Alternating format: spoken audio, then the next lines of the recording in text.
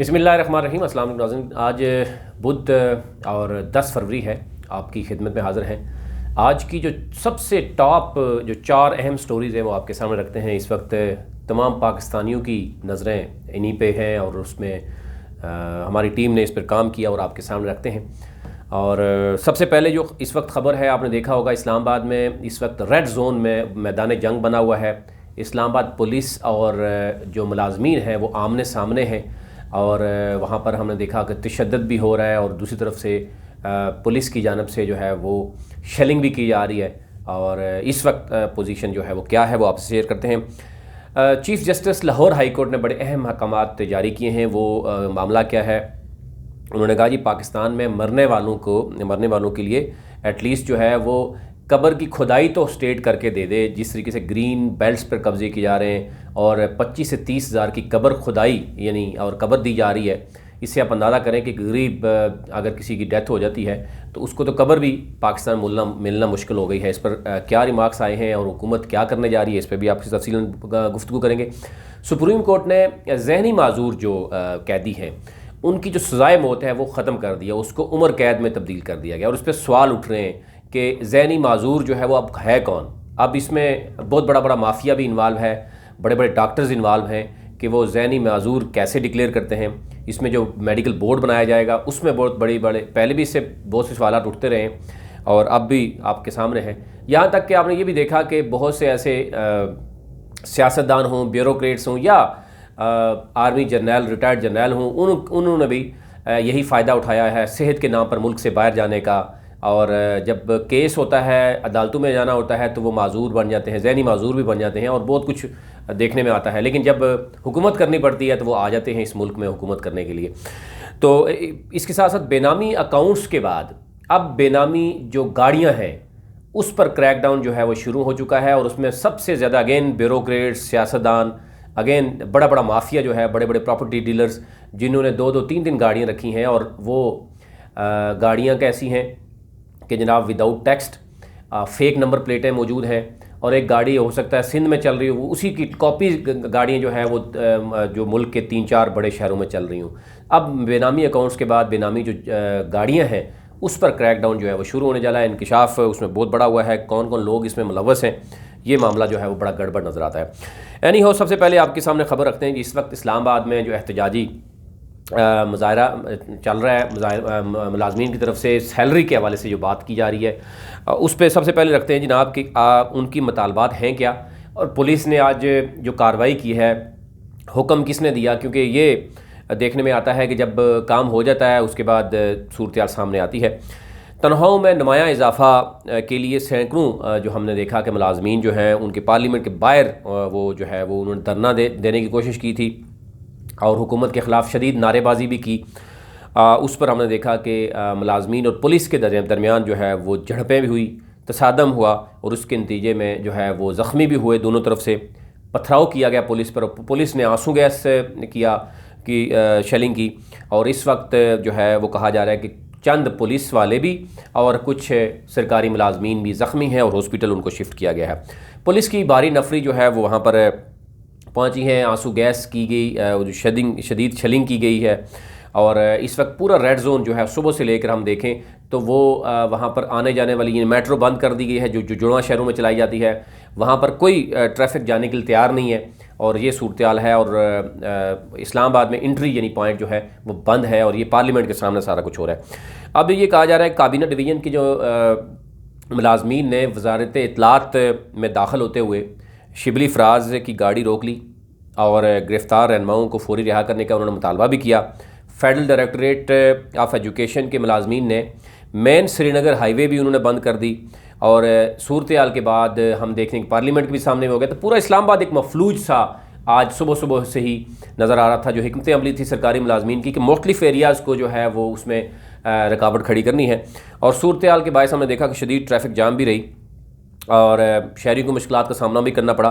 और इसके साथ साथ महकमा ज़ाहिर है कानून नाफिज के लिए इदारों के लिए परेशानी रही कि कोई प्लान यानी एहतजाज नहीं हो रहा। जो कुछ हर एक इदारे के मुलाजमीन अपना अलग से एक जो है प्लान रखते थे। अब मुलाजमीन के हड़ताल के बायस इस वक्त वजारतों, महकमों, डिवीजन्स, तमाम सरकारी उमूर जो है वो ठप हो गए हैं। इससे 2 दिन कबल क्या हुआ है, आपने देखा कि इस्लामाबाद हाई कोर्ट और डिस्ट्रिक्ट कोर्ट पर जो वकीलों की तरफ से जो है वो हंगामा आराई हुई, तोड़ फोड़ हुई, धावा बोला गया और अदालतें भी बंद है और आज सरकारी तमाम महकमे भी बंद कर दिए गए। अब ये सूरत हाल है इस वक्त इस्लामाबाद की और पोजीशन जो है बड़ी गंभीर नज़र आती है। आए रोज़ कोई ना कोई इस तरह की चीज़ें सामने आ रही हैं। अब उनका एहतजाज क्या है कि उन्होंने कहा जी सरकारी मुलाजमीन की जो है वो सैलरी बढ़ाई जाए और इसमें अगर नहीं बढ़ाई जाएगी तो हम फिर ये एहतजाज हमारा जारी रहेगा। और एहतजाज अब ज़रा आगे पहुँच चुका है। अब देखना यह है कि क्या चीज़ें होंगी।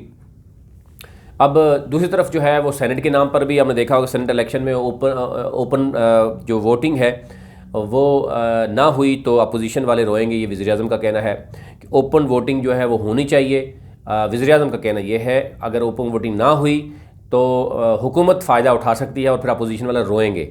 अब दोनों तरफ से हुकूमत जो है उसको ये फ़ायदा नज़र आ रहा है। और कल जो परसों वीडियो जो रिलीज़ हुई है आपने देखा कि उसमें बहुत सी चीज़ें हैं, वो मैं अलग से उस पर हम बात करेंगे कि वो बेसिकली मामला क्या है।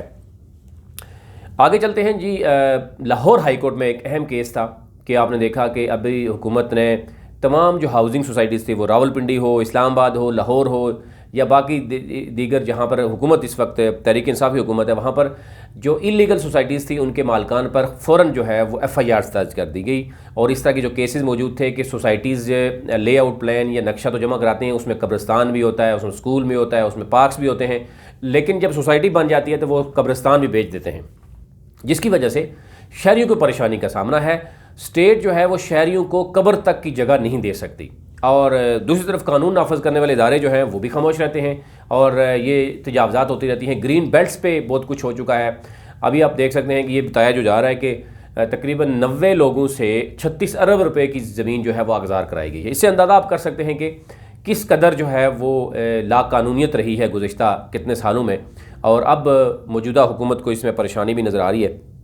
एनी हाउ, रियासत ये chief justice Lahore high court का कहना है कि रियासत शहरी के मरने पर कम अज़ कम कब्र तो खोद कर दे, क्योंकि जो रिमार्क्स सामने आ रहे हैं उन्होंने कहा जी कि जो शहरी हैं वो बता रहे हैं कि 25 से 30 हज़ार रुपये कब्र जहाँ पर जगह और खुदाई करके दी जाती है एक आम शहरी, गरीब शहरी, ये इवन सरकारी मुलाजम भी, हम आप 16-17 का भी ले लें कि जिसको अगर उसके अजीज़ व क़ारिब किसी की डेथ होती है तो वो 25-30 हज़ार रुपये कब्र पे लगाएगा। और सरकारी यानी जो स्टेट है वो एक मरने वाले को एक कब्र तक नहीं दे सकती। इस पर बड़ी बात हुई। उन्होंने कहा जी कि कब्र खुदाई के लिए लोगों के घरों में जा रहा है, अगर यानी पैसा जा रहा है, अगर जगह थोड़ी सी, उन्होंने आज इस पर रिमार्क्स दिए कि मियाँ वाली डेरा गाजी खान के तमाम तरक्याती प्रोजेक्ट्स जो मैं बंद कर दूँगा। अगर आप कब्रिस्तानों की जगह नहीं दे सकते तो फिर इसका मतलब है पहले एक्वायर करें जगह कब्रिस्तान के लिए, उसकी पेमेंट करें और लोगों को कब्रों की तो जगह तो दे दें, उसके बाद फिर ये बड़े बड़े प्रोजेक्ट्स बाद में करते रहिएगा। तो ये बड़ा अजीब तरह का सिलसिला है। और उसमें हमने देखा कि सरकारी वकील जो है उन्होंने कहा जी एंटी करप्शन ने ग्रीन एरियाज़ पर बनाई गई हाउसिंग सोसाइटियों की फ़हरिस्त मांग ली है, तैयार कर ली है, और अदालत ने वाइस चेयरमैन जो LDA हैं उनको तहरीरी वज़ाहत देने का हुक्म दिया है कि आइंदा समात पर DG एंटी करप्शन को ग्रीन एरियाज़ पर बनाई गई हाउसिंग सोसाइटीज़ की रिपोर्ट समेत तलब कर लिया जाए। और अदालत ने वज़ीर आला पंजाब LDA में जो अफसरों की डेपुटेशन है उस पर मुसलसल तकर्री पर तहरीरी वज़ाहत भी उन्होंने तलब की है और 23 फरवरी तक मुलतवी कर दी गई है। और उन्होंने कहा कि स्टेट ज़रा ये भी बता दे कि जो गरीब है उसकी कब्र जो है वो उसकी जगह कहाँ है या उसकी खुदाई के लिए जो कुछ होती है, इतना तो स्टेट जो है वो रिस्पॉन्सिबिलिटी ले सकती है। ये बड़े अहम रिमार्क्स उनकी तरफ से दिए गए। अफसोसनाक सूरत हाल है कि हम जिस तरफ हम देख रहे हैं कि बड़े बड़े हाउसिंग सोसाइटीज़ बन रही हैं, वहाँ कब्रिस्तान तक की जगह नहीं है। और फिर कई ऐसे एरियाज़ हैं, बड़े जो मेट्रोपॉलिटन शहर हैं, आप उसमें देख रहे हैं कि कब्रिस्तान में आप इस्लामाबाद, रावलपिंडी, लाहौर समेत तमाम बड़े शहरों में आप देख लें कि कब्र की कीमत क्या है और लोग कब्र के लिए भी जो है वो दर बदर की ठोकरें खाते हैं। आगे चलते हैं। सुप्रीम कोर्ट ने बड़ा अहम ऐलान किया है। माजूर जितने भी होंगे, जहनी माजूर जो मुजरमान हैं, उनको उनकी सज़ा यानी जो सज़ाए मौत है उसको उम्र कैद में कन्वर्ट कर दिया गया है। तो डेफिनेटली उसमें मज़ीद चेंजिंग आएगी। अब लाहौर रजिस्ट्री में सज़ाए मौत के जो जहनी मरीज़ जो मौजूद थे, कैदियों को फांसी देने के हवाले से अपीलों पर यह तारीख साज फैसला हुआ है और उसमें ये कहा गया है कि एक तो अदालत ने इमदाद अली और कनीज़ा बीबी की सज़ाए मौत को उम्र कैद में तब्दील किया, और इसके साथ साथ ये पूरा यानी तारीख साज फैसला इसलिए होगा ज़्यादा इसकी प्रेसिडेंट सेट हो गई है। अब उसके बाद क्या होगा, इसमें मुख्तलिफ कहा जा रहा है कि जो मुख्तलिफ तरह की जो फ्रॉड होते हैं उससे बचने के लिए किस तरीके से देखा जाएगा कि दोनों मुजरमों को पंजाब के ज़हनी अमराज हॉस्पिटल में उन्होंने मुंतकिल कर दिया। और फिर उन्होंने कहा कि इस तरह जो है वो नेक्स्ट हमने देखा कि इमदाद अली को साल 2002, कनीज़ा बीबी को 1991 और ग़ुलाम अब्बास को साल 2004 में सज़ाएँ सुनाई गई थी। अब कमालिया की जो कनीज़ा बीबी हैं उस पर 6 अफराद के कत्ल के इल्ज़ाम में सज़ाए मौत उसको सुनाई दी गई थी। विहाड़ी के इमदाद अली ने बोरावाला में हाफिज़ अब्दुल्ला को कत्ल किया था। इस तरह के यानी बाकी जो लोग थे, लेकिन अब वो डिक्लेयर हो चुके हैं कि वो ज़हनी माजूर हो चुके हैं। और उसके बाद अब ये सुप्रीम कोर्ट ने वफाकी सूबाई हुकूमतों को इस फ़ैसले की रोशनी में क़वानीन में तरमीम करने, ज़हनी मरीज़ जो कैदियों को से मतलब जेल रूल्स में भी तरमीम करने का हुक्म देते हुए कहा है कि वफाक और सूबे ज़हनी माजूर के मरीज़ के कैदियों के लिए बेहतरीन फ़ोरेंसिक हेल्थ सहूलियात शुरू करें। अब ये जो फ़ोरेंसिक हेल्थ सहूलियात होंगी कि इसमें आपने डिक्लेयर करना है किसी को ज़हनी माजूर, उसके बाद इसकी सज़ाए मौत जो है वो उम्र कैद में शिफ्ट हो सकेगी। अब इसमें देखना होगा कि अदालत ने यह भी कहा है कि वफाक और सूबों को ज़ेर ट्रायल ज़हनी अमराज में मुब्तला मुलज़मों को भी जाँच के लिए मेडिकल बोर्ड बनाने का हुक्म दिया। जेल हुकाम, समाजी वर्कर्स, पुलिस और माहिर नफ्सियात, सूबाई और वफाकी जुडिशल जो एकेडमीज़ हैं उनके जजेस, वकला, प्रोसिक्यूटर्स के लिए तरबीती प्रोग्राम जो है वो शुरू करें ताकि इस हवाले से अहम पेशरफ्त जो है वो देखने में आए और इसमें भी चीज़ें जो है वो सामने आ सके। मज़ीद आगे चलते हैं जी। और इस वक्त की जो हम देख रहे हैं कि पोजीशन जो है मुख्तलिफ इस्लामाबाद की जो हालत आपके सामने है। पहले हमने देखा कि वकला की जानब से जो है वो दावा बोला गया, अदालतें बंद हो गई, आज सारे डिवीजन्स बंद हो गए। और इस वक्त रावलपिंडी, इस्लामाबाद जुड़वा शहर जो हैं उनमें ट्रैफिक का निज़ाम दरम बरम मौजूद है और इस वक्त तमाम जो एक्टिविटीज़ हैं वो भी मअतल नज़र आती हैं। अब देखना यह है कि कब तक पुलिस इस पर कंट्रोल करने में कामयाब हो जाएगी। एक और जो बड़ा इशू आ रहा है सामने, बेनामी जायदादें तो आपने सुनी होंगी, उसके बाद अब बेनामी गाड़ियाँ जो हैं बहुत से ब्यूरोक्रेट्स, जजेस, सियासतदान और इनके जो अजीज़ व क़ारिब है वो यूज़ कर रहे हैं। और उसमें बड़ा इंकशाफ हुआ है कि एक तो जो गाड़ियाँ हैं वो NCP गाड़ियाँ हैं बहुत सी ऐसी जो नॉन टैक्स पेड हैं, उनका गाड़ी अगर किसी एक गाड़ी टैक्स पे कर रही है तो उसका ही नंबर प्लेट दूसरी गाड़ियों पर लगाया जाता है। और इस तरह की बड़ी बड़ी गाड़ियाँ, करोड़ों रुपए वाली गाड़ियाँ जो हैं वो आपको जिस तरह नज़र आती हैं। और उसमें 90% ये बताया जा रहा है कि वो गाड़ियाँ फ़ेक हैं या उनके कागजात में गड़बड़ ज़रूर है। अब FBR के जो बेनामी जोन 3 कराची ने बेनामी अकाउंट्स के बाद बेनामी गाड़ियाँ रखने का इंकशाफ किया है और इस ज़मन में FIA ने बेनामी गाड़ियों का डेटा भी मुकम्मल कर लिया है, जिसके ने ऐसे जो है वो 120 केस तैयार कर लिए हैं, दर्ज भी कर लिए हैं 120 केस बड़े। बेनामी गाड़ियों की निशानदेही के बाद की जाने वाली तहकीकात में इंकशाफ हुआ है कि नवाबशाह बेनज़ीराबाद के एक रिहायशी अब्दुल गफूर नामी शख्स के नाम पर 12 गाड़ियाँ महंगी रजिस्टर्ड हैं। इसी तरीके से यानी वो शख्स कहीं नज़र नहीं आ रहा। FBR ने अब्दुल गफ़ार नामी मुलज़म से रब्ता करके जो उनका डाटा मांगा गया तो उसके पीछे नज़र आता है कि कोई और माफिया है इसके पीछे। इसके बाद ना उसका कोई बैंक अकाउंट मौजूद है उस बंदे का, लेकिन इसके नाम पे 12 गाड़ियां हैं, एक बंदे के नाम पे 20 गाड़ियां हैं।